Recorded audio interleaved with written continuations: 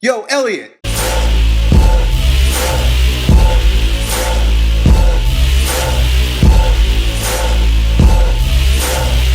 we got this question from our buddy Harlem Denny. It's about soy. He's really excited because he found some real cheap soy protein product, and he was about to just take 300 grams of soy protein per day in order to add to his bodybuilding results. He wants to know if it's a good idea because all the articles he's reading point to the fact that soy may not be a good idea.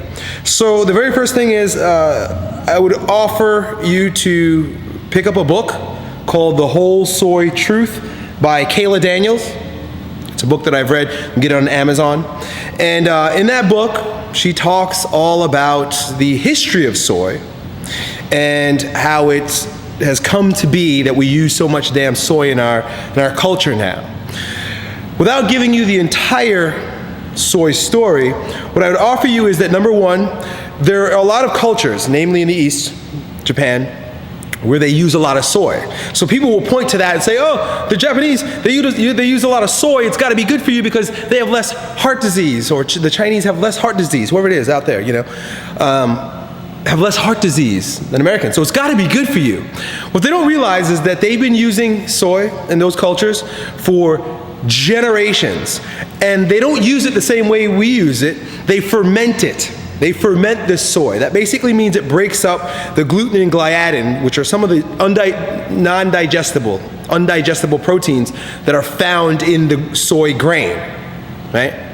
So that process that they've used for thousands of years to allow their bodies to utilize, digest, and assimilate the soy, we don't use here because it takes too freaking long, right?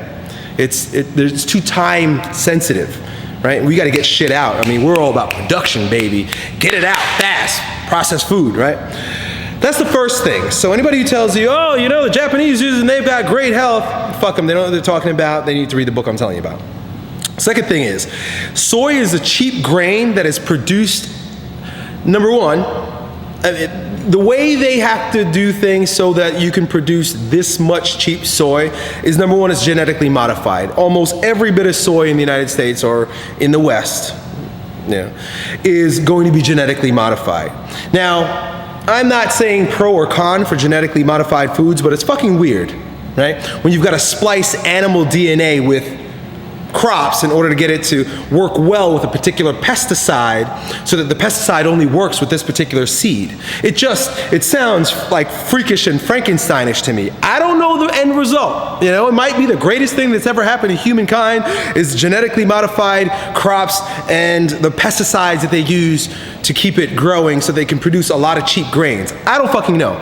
I don't think it's a good idea. I don't like it, but I can't tell you the truth. You gotta figure it out yourself. Read the book. Right? I'd stay away from the shit.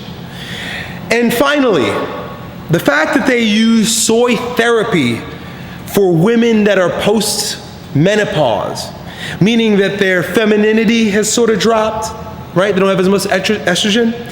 They use soy to produce more womanly hormones for those types of women is a clear indicator to me that I don't want to take that shit because I don't want to be more womanly, right? So hopefully those three things, the fact that most soy is not produced and cared for the way that it has been traditionally for cultures that benefit from the use of soy, the fact that it's genetically modified and heavily sprayed, which is why it's so damn cheap, and that they give it to postmenopausal women so that they could feel more womanly, means I'm staying the fuck away from it.